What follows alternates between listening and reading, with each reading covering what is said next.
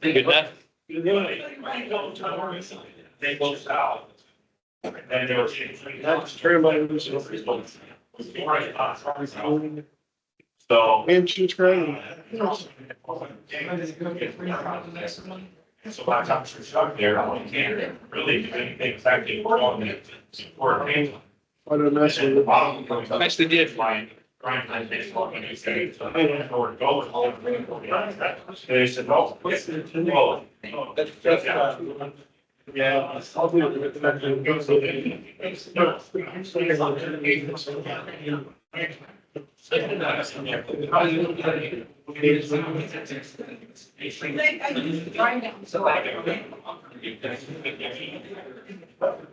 Oh, yeah. I get so. Let's see it. I just was making my children 300 feet. So what did I say? Well,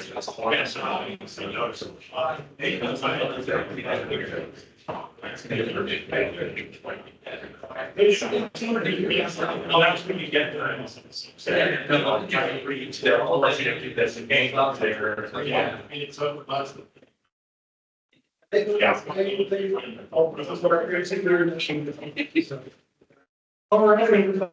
right.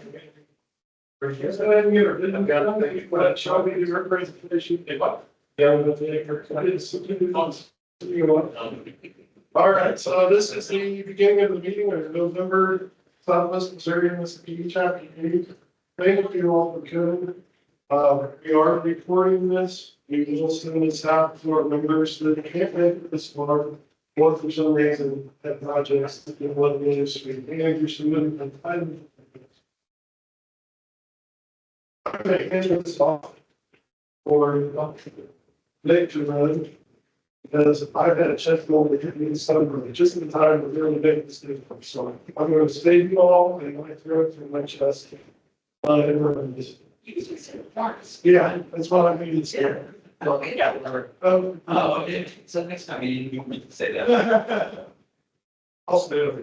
All right. Yeah. Yeah, just like Evan said, thank you for coming. Stephen, you gonna do your treasure report? Oh, can I get? No, she goes out in the back, yeah.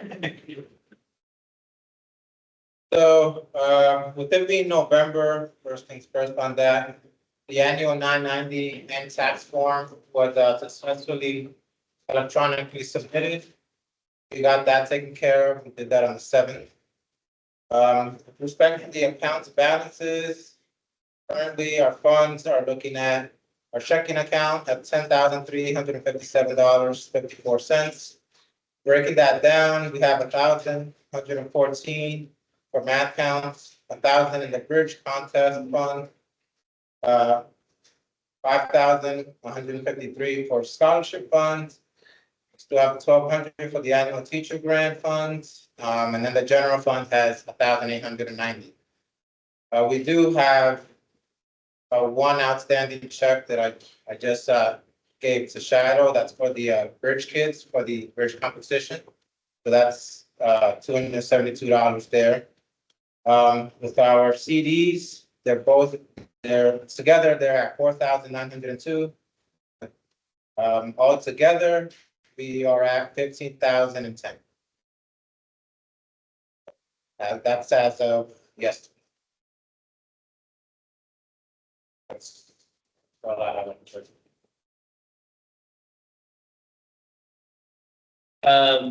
Yeah, thank you for coming.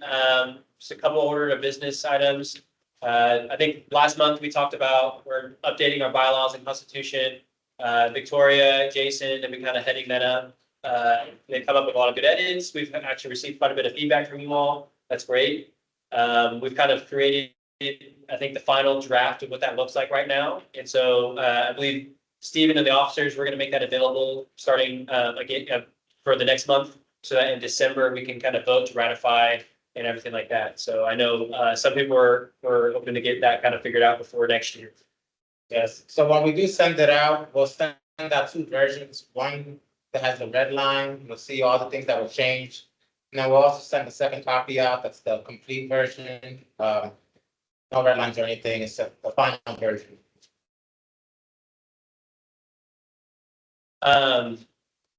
with that, I think that kind of captures all of our business items. Is there anything else anybody want to bring up for today? Okay, I think we can adjourn for our meeting and then pass it off to Shelby. So, thank you. So yeah, I'll go ahead. So it's our pleasure to introduce Shelby Malto as our guest speaker. Shelby is a meteorologist at the National Weather Service in Springfield, Missouri, and will be discussing outdoor weather hazards and safety information for the winter, spring, and summer months. And I can also say, when I invited Shelby, basically I was looking, all of us are either engineers or support engineering. But we do civil, we do electrical, we do a lot of outside construction planning. Some of us actually carry through contracts and inspections. And just anything that can help us keep up to date. It's a little bit, we're trying to have you for whatever we can. Yeah, well, I'm glad to be here and talk a little bit about outdoor weather safety. So like you said, my name is Shelby. I'm a meteorologist at the National Weather Service in Springfield. So if you've been to the Springfield Branson Airport, you've probably seen our big radar. That's where our office is located. And we service 37 counties so 34 in southwest and central Missouri, and then also 3 in far southeast Kansas. And so we do forecasts for those counties. We do warnings. So probably all of us have been in severe thunderstorm warning, tornado warning at some point this year. It's been a pretty active year. So that does come from our office there. But yeah, so we're going to talk about outdoor weather safety. We're going to look at 3 different seasons, the more hazardous seasons for being outside. So we're going to start with winter, since that's pretty much here, even though you wouldn't know it from the weather that we've had the past couple weeks. But it's getting a little cooler, and with winter comes a lot more outdoor hazards. So we all know the different winter precipitation types. We have snow, sleet, freezing rain. Each of these different precipitation types brings different hazards when you're outside. So snow can make it difficult to drive, maybe lower visibility if you have wind combined with that. Freezing rain, obviously, ice on the roads, ice on power lines, that can bring a lot of different hazards. And what's difficult with winter weather is there's 1 degree difference in the atmosphere that determines whether we get snow, sleet, or freezing rain. So that's why sometimes in the winter season, when you're watching the weather and they're saying, you know, maybe snow, maybe freezing rain, and then the opposite ends up happening, because it's just 1 degree difference between the two. So quickly, I won't go too in depth, but this is kind of a chart telling the difference between the different precipitation types. So everything within this pink outline is warm air, so above freezing. And then everything that is this gray background is below freezing, colder air. And then the dashed line is that freezing line. So when we get rain, you know, in the winter time at the cloud level, maybe temperatures are below freezing, so snow falls from the ground or from the clouds, but then it hits that warm air, and that causes all the snow to melt, and then it's just warm above freezing temperatures at the surface, so that's when we see just rain. But then notice, as we get to the different precipitation types, we still have that warm air kind of above the surface, if this is our surface here. However, we have colder air at the near the surface. And so as that snow is falling from the clouds, it's hitting that warm air that's letting the snow melt, turning into raindrops. But then it goes back into cold air. And that's going to allow those raindrops to either freeze if it has enough cold air to get to that point before reaching the ground, or become super cold droplets to where as soon as they come in contact with the ground, they start to freeze. That's when we see either freezing rain or sleet. And then obviously just having all cold air from the cloud to the ground, that's just going to bring snow. So 1 degree difference is the difference between the different precipitation types. So that's really important to keep in mind, especially as we head into the winter season. Because if we're calling for snow, it's important to keep in mind if meteorologists say, but we're uncertain of the precipitation types, it's because just 1 degree can determine snow or freezing rain, bring vastly different hazards to the area. So definitely want to keep that in mind.